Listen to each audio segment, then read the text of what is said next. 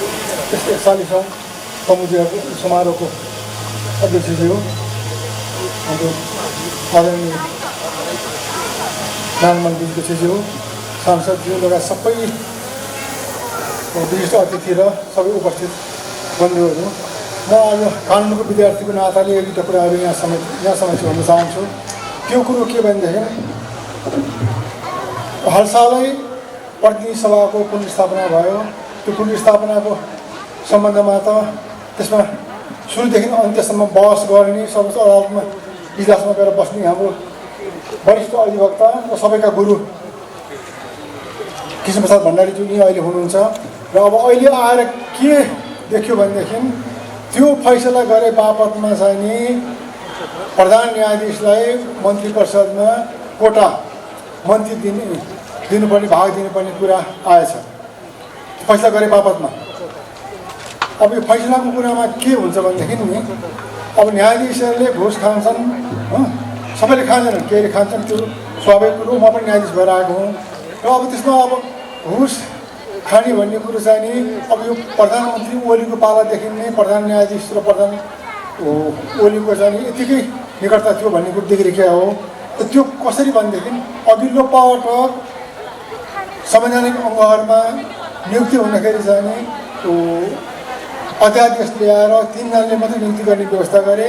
त 3 जनाले नियुक्ति गर्ने व्यवस्था भइसकेपछि प्रधान न्यायाधीश पनि त्यो एकदम विरोधको बावजुद पनि गएर चाहिँ बैठक गरेर निर्णय गरेर नियुक्ति गर्नुभएछ। अब त्यो नियुक्तिको कुरामा म यहाँलाई के भन्न चाहन्छु भने मङ्सिर 30 गते नियुक्ति भयो। नियुक्ति भइसकेपछि अनि बाहिर चाहिँ त्यसको पुष 1 गतेको कार्यक्रममा र भोलिपल्टै जाने फेरि त्यति बेलाका प्रधानमन्त्री ओलीले चाहिँ नि नियुक्ति गरेकै छैन भनेर कार्यक्रममा भन्नुभएको थियो। त्यो पत्र पत्रिकामा आइरहेको छ। त्यति भन्दाखेरि पनि हाम्रो प्रधान न्यायाधीश चाहिँ केही बोल्नु भएन कि नियुक्ति गरिसक्यो, यदि नियुक्ति गरिएको छ भने त नाम मलाई थाहा भयो, नाम यो हो होइन भने मैले नाम भन्न सक्दिनँ, नियुक्ति भइसकेको छ भन्नुपर्ने नि, उहाँले भन्नु भएन। त्यो नभन्नु नै उहाँको मनमा चाहिँ कालो र ओलीसँग मिलेको भन्ने कुरा देखियो। जब पुष 5 मा गएर संसद विघटन भयो अनि मात्रै त्यो नियुक्ति भएको कुरा चाहिँ बाहिर प्रकाशमा आयो। त्यसरी प्रधान न्यायाधीशले त्यति बेलादेखि नै आफ्नो भाग चाहिँ लिँदै आएको भन्ने कुरो देखियो। र पहिलो विघटनमा यो पत्र पत्रिकामा मिडियामा आएको कुरा हो। पहिलो विघटनमा जुन इजलास गठन भयो त्यो इजलास गठनमा चाहिँ नि एकजना कार्की न्यायाधीश चाहिँ पहिले महान्यायाधीश वक्ता भएको कारणले चाहिँ हट्नुभयो। हटिसकेपछि अर्को न्यायाधीश सबैजना प्रधानमन्त्री राखियो।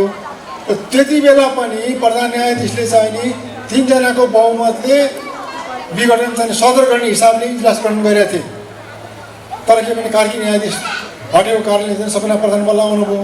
र त्यति बेला पनि मिडियामा आइरहेको छ कि प्रधान न्यायाधीशले चाहिँ 3 जना न्यायाधीशले चाहिँ विघटन बदर गर्ने निर्णय गरे हुनाले उहाँले बाध्य भएर चाहिँ नि अब अल्पमत राय दिने कुरो भएन, झन् बेइज्जत हुन्छ भनेर उहाँले सदर गरेर त्यो 5 जनाको चाहिँ नि एकमतले निर्णय भयो भन्ने कुरो आएको हो त्यो।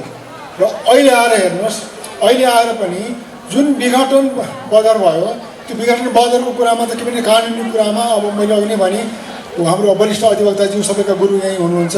र त्यसमा संविधान बमोजिम चाहिँ नि त्यो विघटन चाहिँ बदर हुने स्थिति थियो, त्यसमा पनि विवादै छैन। त्यति बेला पनि प्रधान न्यायाधीशले पहिले जुन बेन्च गठन गरे त्यो गठन गर्नेखेरि चाहिँ नि बमकुमार श्रेष्ठ र तेजबहादुर कार्की 2 जनालाई राख्नुभयो। र बमकुमार श्रेष्ठ चाहिँ नि त्यो नेकपा माओवादीको चाहिँ जुन एकीकृत पार्टी त्यो पार्टी विभाजन पार्टीको नामको विषयमा मुद्दा थियो। त्यो नामको मुद्दामा चाहिँ नि यो चाहिँ नि अर्कैले दर्ता गरिसकेका हुनाले साबिक अवस्थामा जाने भन्ने निर्णय भयो कि त्यो निर्णय भएको हुनाले बमकुमार श्रेष्ठहरू रहनु हुँदैन भनेर त्यहाँ धेरै विरोध भयो। विरोध भइसकेपछि ज्यादै विरोध भइसकेपछि प्रधान न्यायाधीशले 2 जना हटाउनु भयो। हटाइसकेपछि किन हटाउनुभन्दा अगाडि पनि त्यति बेला चाहिँ दीपक कुमार कार्की र न्यायाधीश दीपक कुमार कार्की र डाक्टर आनन्द मोहन भट्टराईले चाहिँ नि अब उनीहरूले हटाउने भनेकोमा उनीहरू हामी हट्दैनौँ, हामी मुद्दा हेर्छौँ छिन्छौँ भनेर बसे 2 जना बमकुमार श्रेष्ठ र तेजबहादुर कार्की। अनि यस्तो अवस्थामा चाहिँ नि यो जनतालाई विश्वास हुँदैन, विवाद आउँदा बरु हामी नै यो बेन्चमा बस्दैनौँ भनेर उहाँले निर्णय गर्नुभयो। त्यो उहाँले राय दिइसकेपछि अनि बाध्य भएर चाहिँ नि दुईजनालाई चाहिँ प्रधान न्यायाधीशले हटाउनु भयो।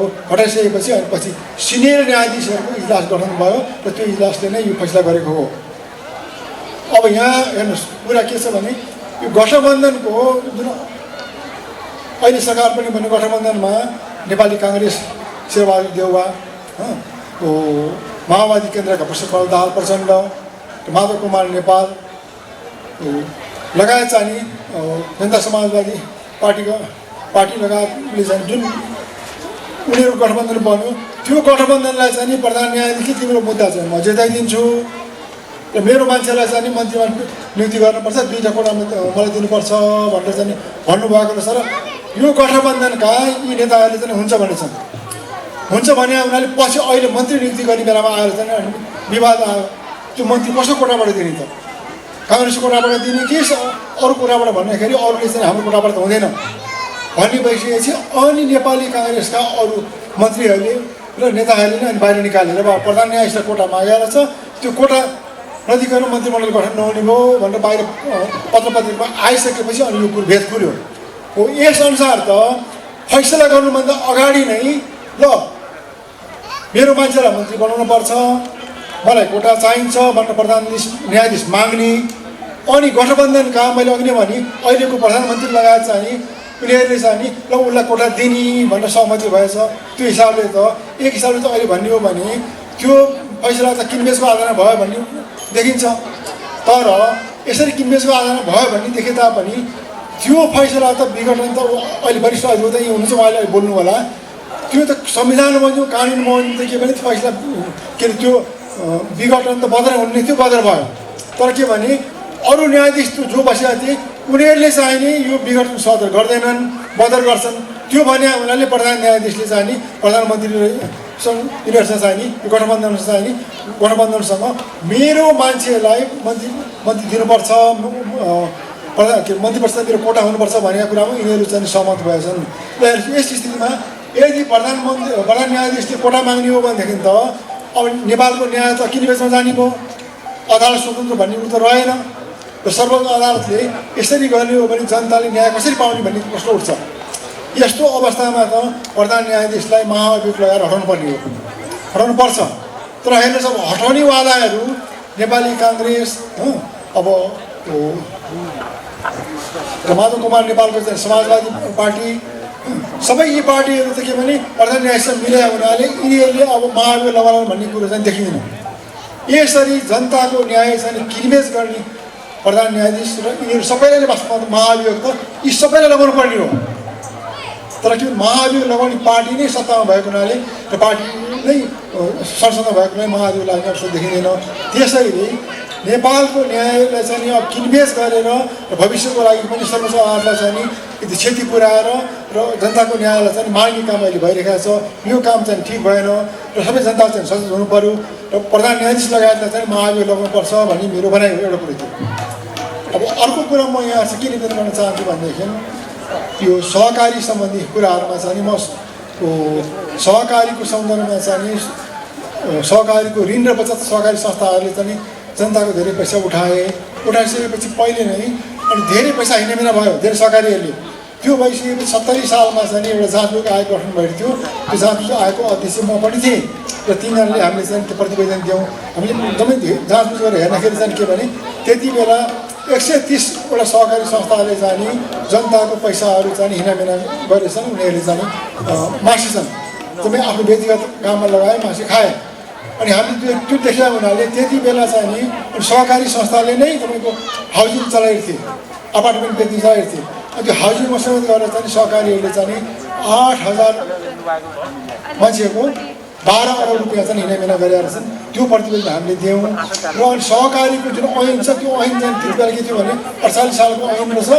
सहकारीमा कसरी बदमासी गर्यो सञ्चालकहरूले भने सिर्फ सहकारी खारेज गर्ने मात्रै कानुन रहेछ। त्यो बेलामा खारेज गर्ने बाहेक अरू कुनै सजाय गर्ने व्यवस्था रहन्छ। अनि हामीले चाहिने के भने यो सहकारी ऐन भएन, सहकारी ऐन चाहिँ अर्को नियमन गर्ने कडा कानुन चाहिन्छ भनेर हामीले चाहिँ सहकारी ऐनको मस्यौदा बनाएर सरकारलाई दिएका थियौँ। अनि त्यही मस्यौदाको आधारमा पछि सहकारी ऐन नयाँ बन्यो। तर सहकारी ऐन बन्यो पनि के छ भनेदेखि त्यति बेला सहकारी ऐन बन्दाखेरि संसदमा 600वटा भन्दा बढी चाहिँ संशोधनको सुझाव आयो। त्यो के रहेछ भने हाम्रा सांसदहरू जम्मै सहकारी चलाउने, सहकारी सञ्चालक हुने, सहकारीबाट पैसा खाने, सहकारीबाट फाइदा लिने रहेछन्। अनि उनीहरूले चाहिँ सहकारीमा जुन नियमनको व्यवस्था थियो त्यो सजाय कडा गर्नुपर्छ, बदमासी गर्नेलाई असुल वर गर्नुपर्छ, बदमासी गर्नेलाई छाड्नु हुँदैन भनेर हामी जुन सुझावहरू दिएको थियौँ, ऐनमा जुन कुरा परेको थियो त्यो कुराहरूलाई चाहिँ उनीहरूले चाहिँ हटाउने भनेर चाहिँ सुझाव दिए। अनि त्यो सुझाव दिएको आधारमा अनि सहकारीहरूमा चाहिँ एउटै परिवारबाट चाहिँ सञ्चालक समितिमा एकजना बाहेक बस्न नपाउने, एकजनाले चाहिँ एउटा सहकारीमा मात्रै उसले सञ्चालक हुन पाउने आदि आदि कुराहरू थियो कि। अनि त्यो कुराहरू चाहिँ धेरै कुरा चाहिँ फेरि संशोधन गरेर अनि ऐन पास भयो र अनि सहकारीले चाहिँ एक जिल्लामा मात्रै सहकारी संस्था चलाउन पाउने, एक जिल्लाभन्दा बढीमा चलाउन नपाउने भनेर हाम्रो सुझाव थियो। अब अहिले के भनेदेखि वाणिज्य बैङ्कभन्दा पनि बढी रूपमा चाहिँ सहकारी संस्थाहरूको चाहिँ अधिराज्यभरि अहिले पनि शाखा छ। पहिले पनि सहकारीको चाहिँ ओरिएन्टल भन्ने सहकारी संस्था थियो, सुधीर भन्ने त्यसको चाहिँ सञ्चालक थिए, सबै उही हर्ताकर्ता उसको परिवार जम्मै उही एकजनाले चलाएको हो। त्यही सहकारी संस्थाले चाहिँ पैसा उठाएर चाहिँ हिनामिना गर्यो। मोटामोटी चाहिँ 4 अरब रुपियाँ चाहिँ बचतकर्ताहरूको उसले हिनामिना गरेको रहेछ। यी भक्तपुरीहरूको, हाम्रो दाजुभाइहरूको, तपाईँहरूको भक्तपुरीहरूको पनि यीको पनि तपाईँको चाहिँ मोटामोटी झन्डै चाहिँ 1 अरब रुपियाँ फस्याएको छ त्यो सुधीरको ओरिएन्टल सहकारी संस्थामा। ती पैसा फसेका मान्छेहरू कति चाहिँ आत्महत्या गरेर मरे, कति घरमा चाहिँ झगडा चाहिँ पैसा राख्यो भनेर अब तिनीहरू पैसा के आएकै छैन, त्यो स्थिति छ कि हो। त्यो सहकारी संस्थाबाट पनि असुल गर्नेतिर चाहिँ सरकार चाहिँ लाग्न सकेको छैन। त्यो मात्रै होइन कि अरू पनि धेरै सहकारी संस्था डुबेका छन्। ती डुबेकाहरूबाट चाहिँ सरकारले असुल गर्न सकेको छैन, सरकारले ऋण हुनु परेको छ। र अर्को कुरो चाहिँ के छ भनेदेखि जति सहकारी संस्था, ठुला सहकारी संस्थाहरू छन् तिनीहरूले जम्मै पार्टीलाई चाहिँ किनेका छन्, सबै नेताहरूले किनेका छन्। यो ओरिएन्टलको मैले सुधीर भने सुधीर बस्ने त संविधान सभाको चुनावमा बानेश्वरमा चाहिँ प्रचण्डको छोरीको चाहिँ चुनावमै प्रचारमा हिँडेका थिएँ। पछि मैले आएको हुन्थ्यो, उनलाई सोधिदिनु किन यसो गरेर भने त अब ठुलो मान्छेलाई नसमाजिकन कसरी बचिन्छ त, ठुलो मान्छेलाई समात्नु पऱ्यो त। अनि प्रचारमा हिँड्ने म भनेर उनीहरूले चन्दा पनि दिने, प्रचारमा पनि हिँड्ने। र उसलाई मात्रै होइन अरू अहिले नाम नलिउँ, नेपाली काङ्ग्रेस, एमाले, पहिलेको एमाले, अहिलेका दुईटै एमाले, सबैलाई उसले पैसा दिएर किनेर छ। अनि मैले के भने अब माग्छ नि दिएपछि मैले बढी अहिले म पसोको कारण चाहिँ यसरी चन्दा दिएर पनि हो म भने यसरी जाने भयो। र अहिले आएर त्यो बेलाको मैले अघि भने कि मोटामोटी 12 अरब रुपियाँ चाहिँ उनीहरूले हाउसिङ पनि चलाएको थियो, हाउसिङ पनि 12 अरब रुपियाँ फस्यो। र हाउसिङमा त हेर्नुहोस् त्यसमा देखियो कि भूतपूर्व सचिवहरू, नेपाल सरकार सचिवहरू जागिरपछि चाहिने आएको पैसा जाने काठमाडौँमा घर फ्ल्याट किन्ने भनेर काठमाडौँ बाहिर घर उनीहरूले पैसा हाले, अब जग्गा पनि छैन, घर पनि छैन, के पनि छैन। अहिलेसम्म पनि उनीहरू रोएर हिँडिरहेका छन्। त्यो यो स्थिति छ। यो स्थिति हुँदाखेरि पनि सरकारले असुल गर्न सकेको छैन हो। यसै बिचमा हेर्नुहोस् अहिले आएर सिभिल सहकारीमा चाहिँ फेरि मोटामोटी 10 अरब रुपियाँ हिनामिना भयो भनेर 21 मान्छेहरूले चाहिँ उजुर दिए भनेर कुरा बाहिर आइरहेको छ। र त्यसमा चाहिँ नि मोटामोटी 21 मान्छेले उजुर दिए हो। र त्यो सिभिल सहकारीमा चाहिँ के भनेदेखि सिभिल सहकारी, सिभिल मल भन्छ, त्रिपुरेश्वरको चाहिँ जुन त्यो सुपर मार्केट छ सिटिसी मल, त्यही सिभिल के हो, सिभिलको बैङ्क पनि छ। उसको हुँदा 21वटा कम्पनीहरू रहेछ हेर्नुहोस्। अनि सहकारीमा जुन पैसा राखेको छ त्यो पैसा लगाएर उसले 21वटा कम्पनी चलाउनु रहेछ। त्यो चलाउने मात्रै होइन कि उसले 1100वटा चाहिँ अपार्टमेन्ट र हाउसिङ बनाएर चाहिँ बिक्री गरिसकेको छ। 1100वटा बिक्री गर्दाखेरि 11 अरब रुपियाँ चाहिँ उसले त्यहाँ असुल गरेछ। तर 11 अरब असुल गर्दाखेरि पनि सहकारीवालाको पैसा चाहिँ सहकारी लोन लिएको छ त्यो पैसा चाहिँ आफ्नै परिवारले लिएको, त्यो तिरेको छैन। हुँदाखेरि त सहकारीमा के छ भनेदेखि ऋण लिने दिने पनि त्यहाँ सीमा छ, ऐनले सीमा तोकेको छ। त उसले चाहिँ नि 90% भन्दा बढी चाहिँ ऋण सहकारीको लिएर आफ्नै व्यक्तिगत व्यवसायमा लगाएर चलाएको रहेछ। र पछि आएर भूकम्पपछि चाहिँ नि त्यो फ्ल्याटहरू, हाउसिङहरू चाहिँ बिक्री भएन छ। र त के रहेछ भने सहकारीको नाममा चाहिँ हाउसिङ फ्ल्याट बनाएर सरकारबाट ऋण लियो, त्यो पैसालाई लगेर चाहिँ हाउसिङ फ्ल्याटमा युज गर्ने, त्यो बिक्री गरेर आएको नाफाबाट ब्याज दिने गरेर छ। त्यति भएको हुनाले हाम्रो 70 सालको चाहिँ आयोगमा चाहिँ त्यो बेलामा यो समस्या परेको थिएन अनि उजुरो आएन। अब अहिले आएर चाहिँ के भने जब मान्छेहरूको ब्याज पनि दिन छोड्यो, फिर्ता बाँड खेपेपछि फिर्ता पनि दिएन, अनि आएपछि अहिले चाहिँ उजुर गरेर अनि यो अहिले कारबाही सुरु भइरहेको देखिन्छ। र यसमा मुख्य कुरो के भनेदेखि सहकारीहरूको चाहिँ ऋण र बचत सहकारी संस्था छ त्यो जम्मै समस्यामा छन्। र अब सरकार अहिले त अब 3 तहको सरकार छ हेर्नुहोस्, 3 तहको सरकारमा सहकारीलाई नियमन गर्ने कसरी भन्ने कुरामा सरकार नै कुहिरोको काग छ, सबै रणमुल्लमा छन्। उनीहरू चाहिँ नि ती सहकारी संस्थाहरू जो अनियमितता गर्छन्, जो जनताको ठगेर खान्छन् हिँड्छन्, उनीहरूसँग पायो भने पैसा लिने, चन्दा लिने, खाइदिने, जनताको पैसा असुल पर गराउनुतिर चाहिँ कोही पनि लाग्दैनन्। र अनि जुन सहकारी सञ्चालन गर्ने कुरा छ, सहकारी भने चाहिँ के भन्छ भनेदेखि 25 जनासम्म मिलेर कुनै एउटा काम गर्ने र उत्पादनमूलक काम गर्ने र त्यही बिचको चाहिँ जुन सदस्यहरू छन् उनीहरूको कल्याणको लागि काम गर्ने भनेर सहकारी संस्था खोल्ने हो। अहिले त हेर्नुहोस् लालीगुराँस सहकारी वाणिज्य बैङ्कभन्दा ठुलो छ। यही इच्छाराज गुरुङको चाहिँ नि सिभिल सहकारी हेर्नुहोस्, उसको अब 21वटा कम्पनी सिभिल बैङ्क लगायत गर्दाखेरि त सिभिल बैङ्क आफ्नो छ भन्दाखेरि वाणिज्य बैङ्क 2-3वटा वाणिज्य बैङ्कभन्दा ठुलो उसको सहकारी छ। सहकारी संस्था भने त त्यो वाणिज्य बैङ्कभन्दा ठुलो होइन, चलाउने होइन नि त। ठुलो गर्ने छ भने त बैङ्कमै चलाउनु दिए भइहाल्यो। सहकारी संस्था भनेर त केही मान्छे मिलेर आपसमा मिलेर उत्पादनमूलक काम गर्ने, आपसमा रोजगारी बढाउने केही काम गरौँ र त्यसले चाहिँ आपसमा भलाइ होस् र समाजको भलाइ होस् भनेर चलाउने हो। तर हामी कहाँ त के भने खालि नाफा खाने, तपाईँ फाइनेन्स कम्पनी भन्दा पनि धेरै कारोबार गर्ने, बैङ्कभन्दा धेरै कारोबार गर्ने गरेर सहकारी खोलिरहेका छन्। अहिले तपाईँ जानुहोस् त्यहाँ पसलमा बस्नुहोस्, पसलमा चाहिँ सहकारीको मान्छे पैसा असुल लिन जम्मा गर्न आइरहेको हुन्छ। पसलमा मैले त कति ठाउँ के भने 30-40वटा त्यो सहकारीको बचत पासबुक देखाएको छु मैले। अहिले एउटा आउँछ भरिदियो 50 रुपियाँ 100 रुपियाँ कति दिन सक्छ उसले दियो, फेरि एकदिन पैसा अर्को आउँछ। यसरी जम्मा गरेर लिएको पैसालाई उनीहरूले घर जग्गा कारोबारमा लगाउँछन्। त्यो लगाइसकेपछि अनि त्यो आएको ब्याज बढेर घर जग्गा कारोबारमा लगाइसकेपछि अनि त्यो घर जग्गा चाहिँ सस्तोमा किन्यो, फेरि 1-2 वर्षमा चाहिँ महँगोमा बिक्री गर्ने अनि त्यो बिचको नाफाबाट ब्याज दिने, यसरी चलिरहेको छ। त सहकारी चलाउने भने त यो होइन। सहकारी भने त उत्पादनमूलक हुनु पऱ्यो। अहिले पनि हाम्रो देशमा बाहिर जिल्लाहरूमा अथवा काठमाडौँ भन्नुहोस् दुग्ध सहकारी संस्था छ, फलफुल सहकारी संस्था छ। यस्ता सहकारी संस्थाहरू चाहिँ नि उद्देश्य अनुरूप चलेका छन्, यिनीहरू नाफामा गइरहेका छन्, राम्रो गरिरहेका छन्। म त यहाँलाई एउटा उदाहरण दिन्छु। दुग्ध सहकारी संस्थामा के हुँदैछ भनेदेखि नि दुध लग्यो, दुध उसले लिटरको मानिदिनुहोस् अहिले 35 रुपियाँ छ, 35 रुपियाँमा 40 रुपियाँ बेच्यो। बेच्नेपछि उसको हिसाब अब 1 लिटर दुधको 35 रुपियाँ मोल भन्नुहोस्, 35 रुपियाँमा उसको मोल राख्यो अनि उसले 35 रुपियाँमा उसलाई अब कुन दिन्छ हो। डेरीमा के हुँदैछ भने त्यो दुधबाट चाहिँ नि मही बन्छ, दही बन्छ, क्रिम बन्छ, अरू चिज बन्छन्। अरू चिज बनेपछि ती चिजहरू पनि बिक्री गरेपछि जुन पैसा मुनाफा आउँछ त्यहाँ चाहिँ नि नाफा हुँदैन, जुन लाभ मुनाफा आउँछ त्यो मुनाफाबाट पनि दुध दिएको आधारमा कति हजार लिटरको त्यो क्रिम बन्यो के बन्यो त्यो सबैको उत्पादन चाहिँ हिसाब गरेर चाहिँ नि पहिले दुधको दिएको 35 रुपियाँमा अनि जति पैसा उसको पाउँछ दुधको लिटरको हिसाबले पछि दिन्छन्। हो यो सहकारी भनेको। भारतमा हेर्नुहोस् अमुल भन्ने दुध यहाँ हामी देखिरहेका छौँ, त्यो अमुल चाहिँ सहकारी संस्थाले चलाएको हो। त्यसरी भने यस्तो किसिमले चलाउनु पर्ने सहकारी चाहिँ नि अहिले खालि ब्याज दिनेको रूपमा मात्रै चलिरहेको छ, ऋण बचत सहकारी संस्था। यसरी यी सहकारी संस्थाहरूमा पनि के छ भने 33,000 अहिले सहकारी संस्था छन् भनेर भन्छ।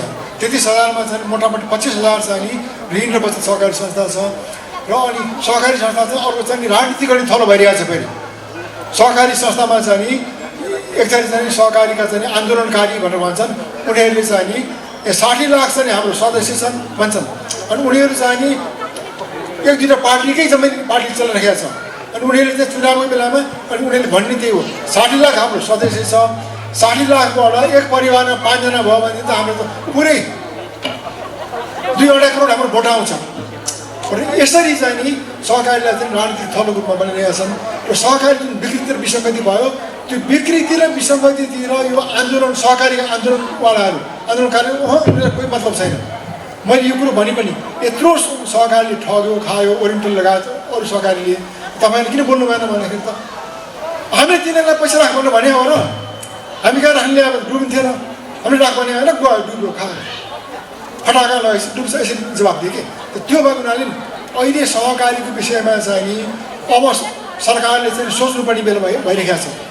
सहकारी ठुलो सहकारी चलाउने हो भने बैङ्क चलाउनु दिने, होइन भने सहकारीको कानुन बमोजिम ऐन बमोजिम नियम बमोजिम चाहिँ नि उनीहरूले व्यवस्थापन गरेर चलाउन दिने हो भने चलाउने, होइन भने सहकारीलाई यसरी छोड्नु चाहिँ हुँदैन। अहिले चाहिँ सहकारीको चाहिँ मैले अहिले भन्दैछु सहकारी विभाग छ, सहकारीको जिल्लामा अफिसहरू छन्, उनीहरू जम्मैले यो विकृति गर्ने सहकारी चाहिँ पैसा उठाएर खाने बाहेक के पनि गर्दैनन्। त्यो भएको हुनाले सहकारीको विषयमा पैसा खाने जनताहरूले सोच्नु पर्यो।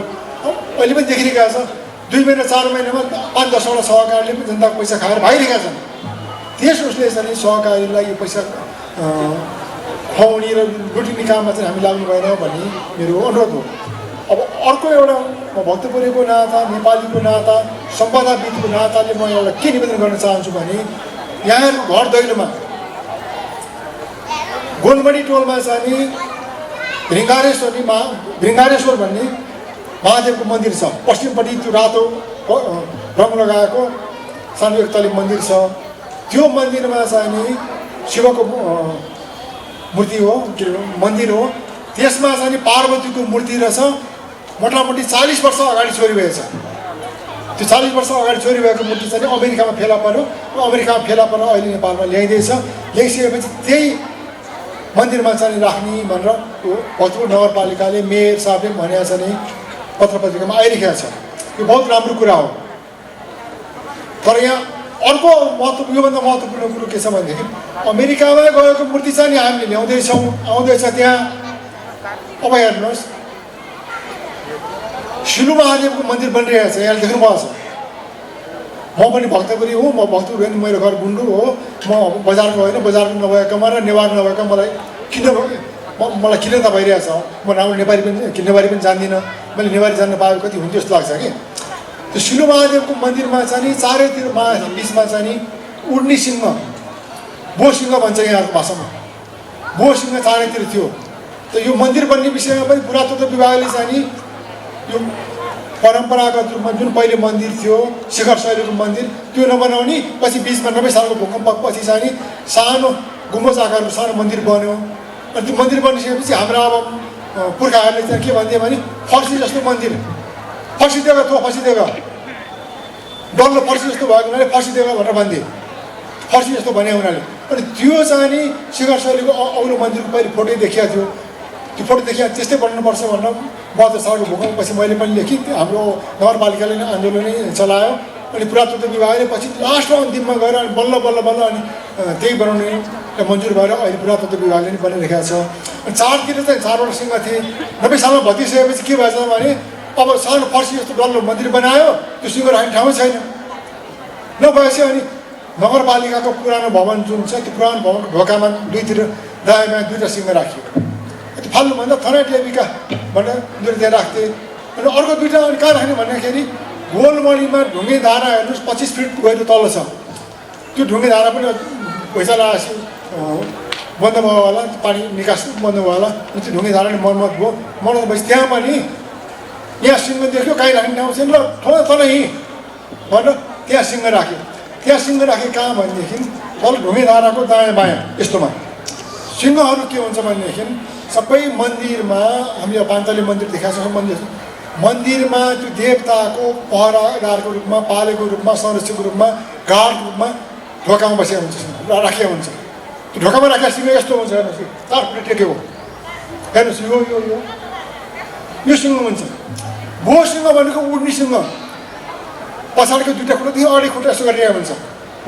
त्यो के भने बो सिंह भनेको माथि राखेर यसरी उड्न लागिरहेको सिंह हुन्छ। हो त्यो सिंहको प्रकृतिबाटै त्यो उड्ने सिंह हो। अब यहाँ कुरो आयो हेर्नुहोस्, त्यो सिंह साबिक ठाउँमा ल्याएर राख्ने भनेर चाहिँ नि हाम्रो मेयर साहबहरूले त्यो स्थानमा गएर कुरा गर्नुपर्छ। कुरा के हुन्छ ल ज्यू लैजाऊ कहाँ भनेर सब भनेछन्। पछि पुरातत्व विभागबाटै मान्छे आउनुभएछ, उहाँहरू जाँदाखेरि त कहाँ हुन्छ हामीले देखेदेखि यस्तै झिक्न पाइँदैन यहाँ भनेछ। म पनि गएर त्यहाँ कुरा गर्दाखेरि हामीले देखि यस्तै छ, कहाँ झिकिँदैन हुँदैन भन्नुभयो। अब के भने 90 सालमा भत्किसकेपछि 91, 92, 93 कुन सालमा बन्यो। त्यो बेला त्यति बेलाको मान्छेहरू छ, अहिले 78 साल भन्दाखेरि त 80-82 वर्षको मान्छेले पनि त्यो थाहा पाउँदैन। त्यति बेला तरुण भइसकेको मान्छेले मात्रै थाहा पाउँछ त्यो कुरो सिंहको कुरो। अनि त्यहाँको मान्छेहरूले हाम्रो टोलको यहाँ धारासँग नदिने भनेर मैले पनि त्यहाँ कुरा गर्ने फोटोहरू देखाएँ। त्यसो भन्नुभयो। हो। अब मेरो भने के भनेदेखि अब भक्तपुरीहरूले अमेरिकाबाट चाहिँ नि के अरे भगवतीको मन्दिर दुर्गाको मन्दिर चाहिँ ल्याएर ती राखी मन्दिरमा आफ्नो वल्लो पल्लो टोलको यहीँको सिंह चाहिँ नदिने। त्यो सिंहको प्रमाण के भने अब उड्ने सिंह भनेर यस्तो खुट्टा गरेको सिंह छ जुन दुईवटा जोडी त भक्तपुर नगरपालिकाको पुरानो भवनको ढोकामा थियो, त्यो राखिसक्यो अहिले। अनि दुईवटामा पाल राखिरहेको छ। अनि मैले त्यो बनाउने ठाउँमा गएर सोध्छु भन्दाखेरि अब सिंह दिँदैनन्, पुरातत्व विभागले अब नयाँ बनाएर दिएन, नदिएपछि हामी त त्यो पाल राखिदिन्छौँ, अब खट पनि झिक्ने बेला भए झिक्छौँ, अब हाम्रो काम त यति हो, ठेकेदारलाई त के भन्ने यो भन्ने जस्तो। त्यस उसले म अब के मेरो निवेदन के भने स्थानीयवासीहरूलाई यहाँ सबैलाई त्यो सिंह भने त अमेरिकाबाट ल्याउनु मूर्ति छ नि लिएर आउने। अमेरिकाले भोलि गएर तेरै टोलको धाराको सिंह चाहिँ तिमीहरू दिँदैनौ, हामीले किन दिनु पर्यो तिमीलाई भन्न थाल्यो भने अनि के जवाब दिने। त्यस उसले त्यो सिंहमा चाहिँ साबिक ठाउँमा ल्याएर राख्नुपर्छ। अब यस उसमा चाहिँ नि अब पार्टीगत रूपमा भन्ने कि स्थानीय रूपमा भन्ने कि हाम्रो अब एक हिसाबले अब के भने नेमाकिपाको अध्यक्ष मात्रै नभइकन नेपालकै अब सर्वमान्य अध्यक्ष नेता नै हुनुहुन्छ अब नारायण बिचको चाहिँ उहाँहरूले चाहिँ सोचेर त्यो सिंह छिटो ल्याएर त्यो खट निकाल्नुभन्दा अगाडि सिंह राख्नु पऱ्यो भन्ने मेरो भनाइ हो। यो यदि राख्न सकेन भनेदेखि यो चाहिँ ठुलो असफलता हो र विदेशी पनि हामीलाई के भन्छन् र त्यो अर्को मूर्ति पनि आउँछ आउने शङ्का छ। म यति निवेदन गर्दै म यहाँबाट बिदा हुन्छु। धन्यवाद।